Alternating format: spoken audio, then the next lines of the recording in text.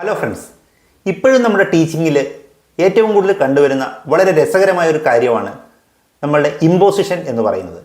എന്തിനാണ് ഇമ്പോസിഷൻ എഴുതുന്നതെന്ന് കുട്ടിയോട് ചോദിച്ചാൽ അത് ടീച്ചർ പറഞ്ഞിട്ട് എഴുതുകയാണ് എന്ന് മാത്രം പറയുന്ന കുട്ടികളാണ് ഇപ്പോഴും നമ്മളുടെ കൂട്ടത്തിലുള്ളത്. കാര്യം എന്ന് വെച്ച് കഴിഞ്ഞാൽ അവൻ പഠിച്ചിട്ടുണ്ടോ പഠിച്ചിട്ടില്ലേ ഒന്നും ടീച്ചറിന് അറിയില്ല. ടീച്ചർ പറയുന്നു 20 പ്രാവശ്യം 50 പ്രാവശ്യം എഴുതാൻ, അവൻ അതുപോലെ ചെയ്യുന്നു.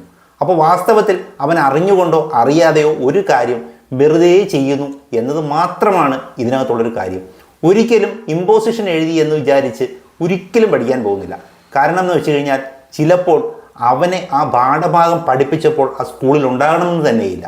ആ കണ്ടീഷനിൽ അവൻ എന്തിനാണ് ഇമ്പോസിഷൻ എഴുതുന്നതെന്ന് പോലും അവൻ അറിയില്ല. ആ കണ്ടീഷനാണ് കൂടുതലും ഇങ്ങനെയുള്ള ഇമ്പോസിഷനുകൾ കൊണ്ട് സാധ്യമാക്കാൻ സാധിക്കൂ.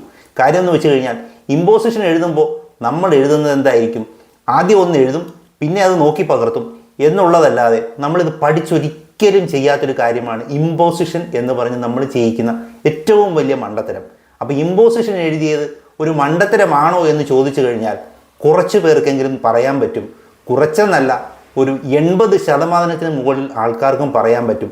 ഞാൻ ഇമ്പോസിഷൻ എഴുതിയ കാര്യങ്ങളൊന്നും ഇപ്പോൾ എനിക്ക് ഓർമ്മയില്ല, പക്ഷേ ഞാൻ പഠിച്ച ചില കാര്യങ്ങൾ എനിക്ക് വളരെ കൃത്യമായി ഇപ്പോഴും ഓർമ്മയുണ്ട് എന്ന് പറയാൻ പറ്റും. അപ്പോൾ ഇമ്പോസിഷനേക്കാളും കൂടുതലായിട്ട് നമ്മൾ ആഗ്രഹിച്ചോ അല്ലെങ്കിൽ നമ്മൾ മനസ്സിലാക്കിയോ പഠിച്ച പല കാര്യങ്ങളായിരിക്കും ഏറ്റവും കൂടുതൽ നമ്മുടെ ജീവിതത്തിൽ നമ്മൾ ഓർത്തിരിക്കുക.